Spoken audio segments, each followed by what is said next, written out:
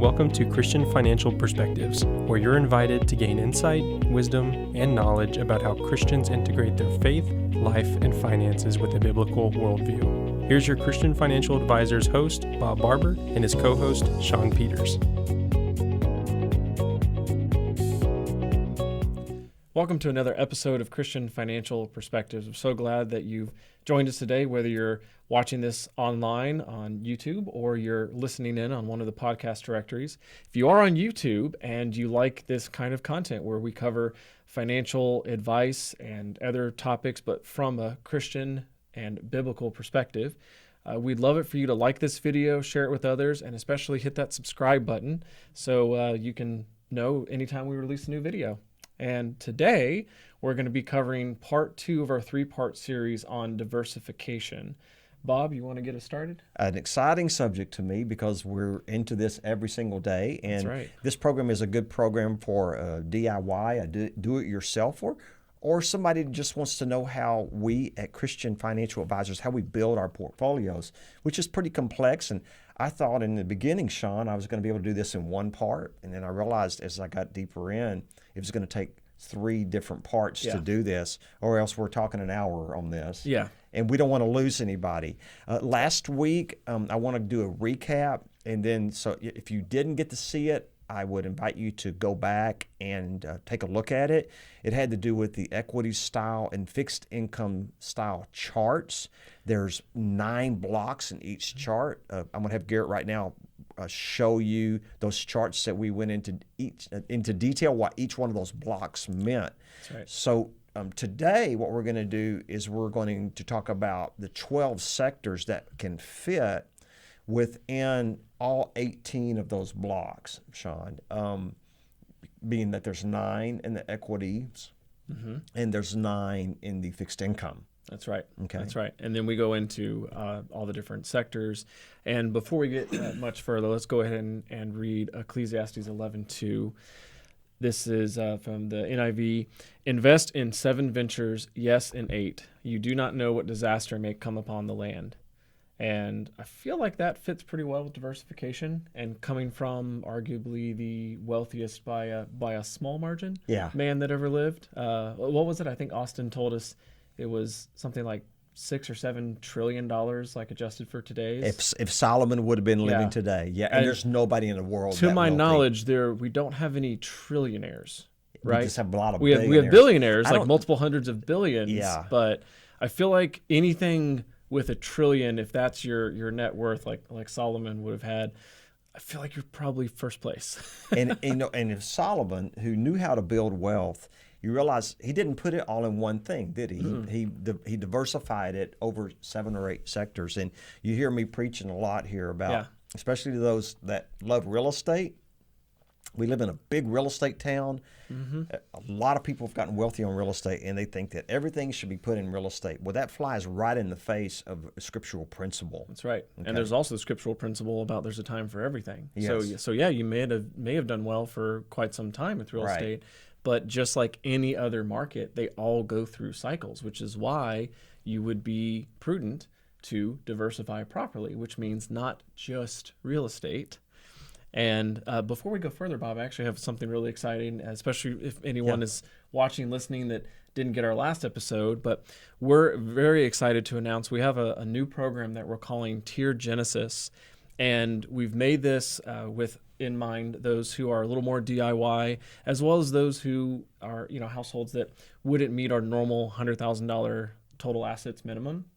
And so this is a program that is an all digital program, and you can go directly to the website and sign up and get started. And you'll have access to the same investment management that we do for all of our clients already, but by offering it through a little bit different of a program and service, we can help those who don't meet our normal minimum, but are maybe young family or young professional, people trying to get started, or those who just maybe haven't built up as much, as well as if you are the type of DIY with your advisor where don't call me, I'll call you. Right.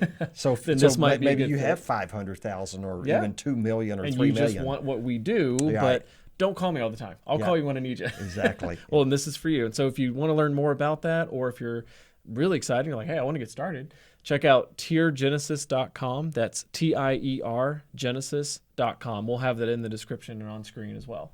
All right. So all right. Now we're going to get into the sectors, and Yeah. hopefully we're going to try to do this very quickly.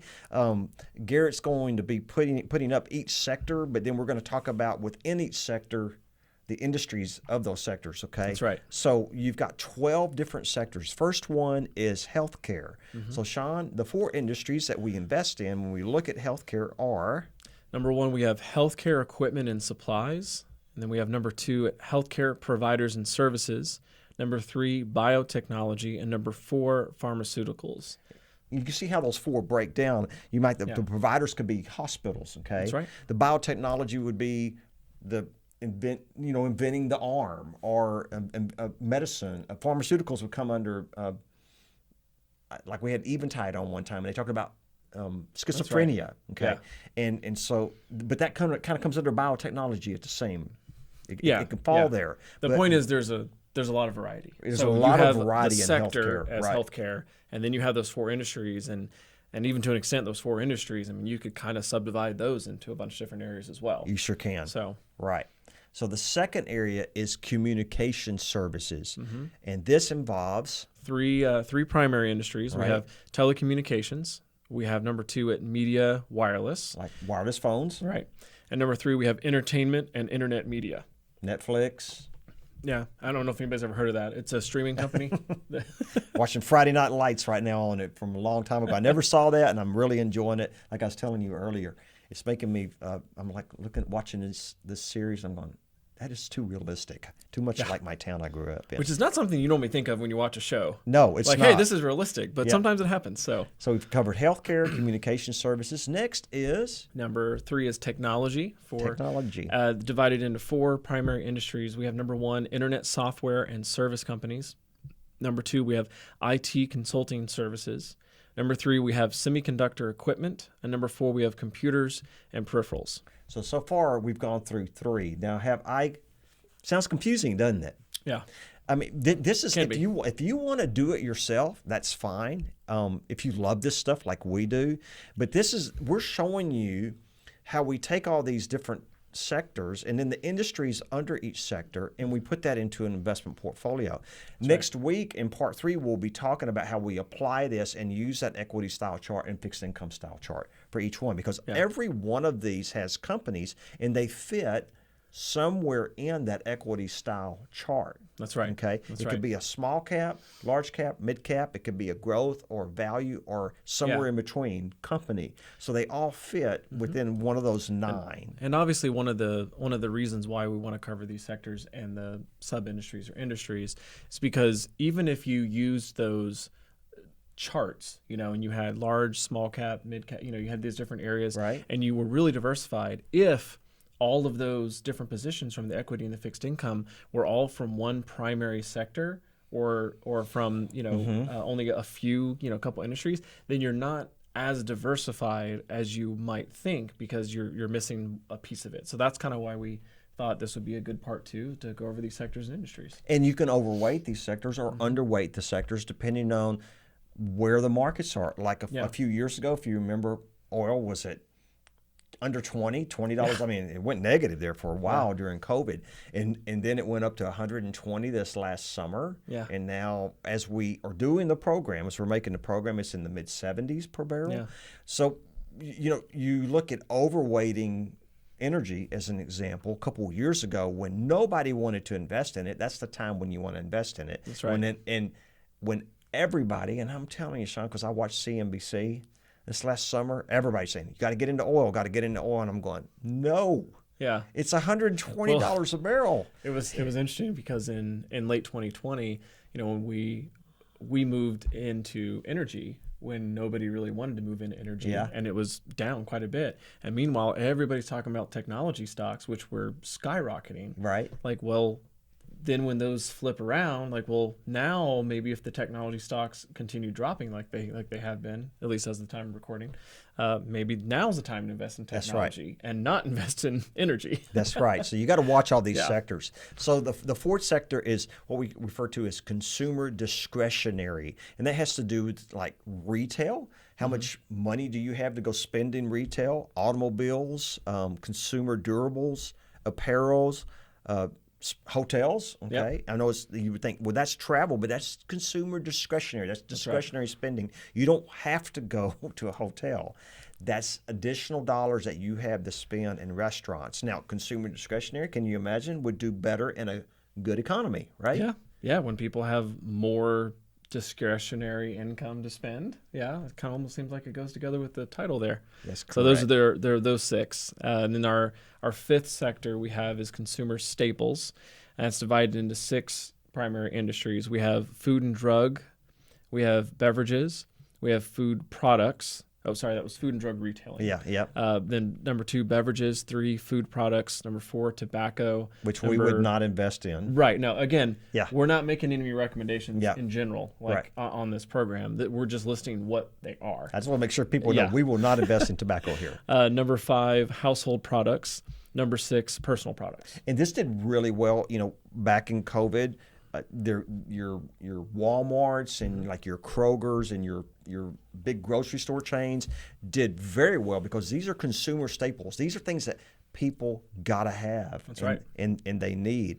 Now, and in 2020, I think the toilet paper companies had probably record sales, right? Oh gosh, you remember that?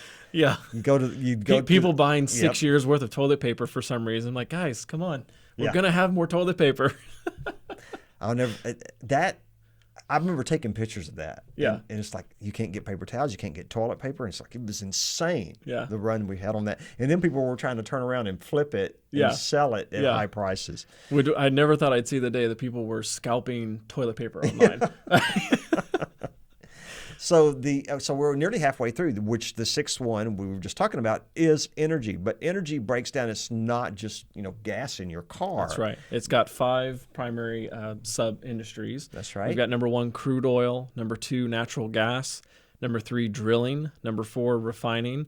And number 5, energy related services. And all these will drive energy prices. Like as an example, when energy was very, very low, those that were drilling were like, it's not worth it. But prices went to $120 a barrel. Now everybody's drilling. Yeah. And now what's happening is you've got so many drilling that you have extra supply coming onto the market. That will drive the price back down. It will get down to a certain point where they'll stop drilling. They'll say, this is not worth it again. Yeah. It's just a cycle. And like it goes with Ecclesiastes says there's a time for everything. That's why you'll have energy that will rotate, but then you'll have the industries within energy will rotate back and forth as well. Well, and when you get into energy, I think that's an interesting example is that if the prices are really high, like for the oil, then obviously there's going to be more of a drive for drilling and exploratory drilling. But when it comes to the refinery, what's interesting is if the oil was already purchased, the energy companies, they don't have to refine it. They can kind of turn the valve up or down a little bit depending on like what the market demand is, because they're trying to make as much as they can per gallon of gas or diesel or per gallon for the oil. So why would they want to sell more if they don't make as much? If anything, just pull that supply back a little bit, don't refine as fast.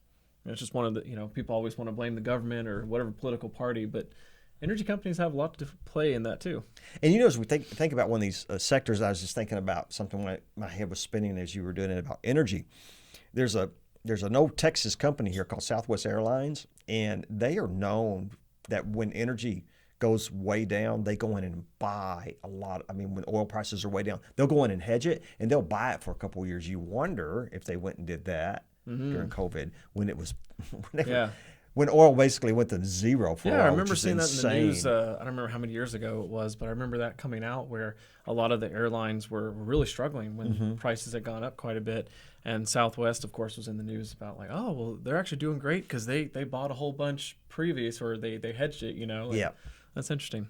Next, we have financials. Okay, so this is going to break down into financial services firms like ours, also banks, insurance, this insurance industry. Then you have your overall capital markets, your consumer finance, like your credit cards, and then thrift companies. So all these different sectors, and you'll notice again a lot of rotation within the financial. I saw that over the last couple of years between which one of these industries would be hot while another one wasn't. That's right. Okay. So our eighth sector is industrials. We've got 10 industries. Oh, that's a lot there. There's a lot to look at. So number 1, aerospace and defense. Number 2, building products. Number 3, construction and engineering. Number 4, electrical equipment. Number 5, machinery. Number 6, commercial services and supplies. Number 7, air freight and logistics. Number 8, airlines. Number 9, marine. And number 10, road and rail. I have a feeling when we're listing all these now, people are starting to go, okay, can I listen to this much longer? I'm starting to have brain overload, and that's what will happen. Yeah. Now, like I say, if you want to build the portfolios yourself, you can. And you use this information to do that, and that's very good for the DIY. If you're finding yourself as you're listening to this, you're going, this is so much. I'm becoming overwhelmed. Again, we just mentioned at the beginning of our program, Tier Genesis. That's right. We have our Tier Genesis program coming out for anyone that can go online, tiergenesis.com, and you'll get these sectors, and we're putting these sectors depending on where the markets are, overweighting or underweighting into our equity style boxes that we talked about in part 1. Yeah. We're basically, think of it as this. If this seems like a lot of information, either that's good if you're trying to do more of this on your own. Right. Or maybe you need an advisor. Yes. Maybe it's us, maybe not. But we just figured it would be good to both help some DIY people and also allow you guys to kind of peek under the hood to an extent, to see what's going on, what goes on in our day-to-day life and how we do what we do. Now, just so you know, there's only 3 more, okay? Yeah. I know we've gone through a lot of these, and it's a lot of information. The last 3 are materials, well, actually 4 more. We've got materials, utilities, real estate, and then physical assets. Okay. Boy, Shawn, I tell you what we need to do. There's so many different sectors in here. Let's just try to hit on some of these because I think we're getting so deep into this. I can see where this could I've had people sit across the desk from me before, and they've actually said, "You're going to make my head explode if you keep bringing this on." Well, let's just hit highlight a few industries under each one. So for number 9, materials, we've got things like chemicals, construction materials, metals and mining, those kinds of things, paper, forest. Number 10 for the sector, we've got utilities. Really just kind of one industry, but you've got companies that produce, generate, transmit, or distribute electricity, or you have companies that produce, generate, transmit natural gas. Exactly. Pretty much the only, one of our last major sectors is real estate. Okay. Yeah. Now people don't realize that there are 14 different industries within real estate. So we're not going to hit all of those. No, we're not. but you have your big industrial buildings, you've got your retail buildings, you've got your lodging, you have your offices, then you have your residential. Yeah, then you get residential. Which apartments come under that too. Yeah. All right. And then, just to name a couple more, then you have things like, healthcare is its own industry under real estate. Interesting. That came under real estate. So you got the hospital itself. Yeah. It's the building that it's exactly. Okay. So two separate things. Right. You could be investing in the service of the hospitals. That's right. Or you could be investing in the real estate of the hospitals. That's correct. Things like that. A couple other ones that I think is interesting: data centers and then timberland. I like the one of cell phone towers. Yeah. Because that is real estate, and you see there's cell phone towers everywhere. So that's just a few of them. And then we get to our last one, which is physical assets.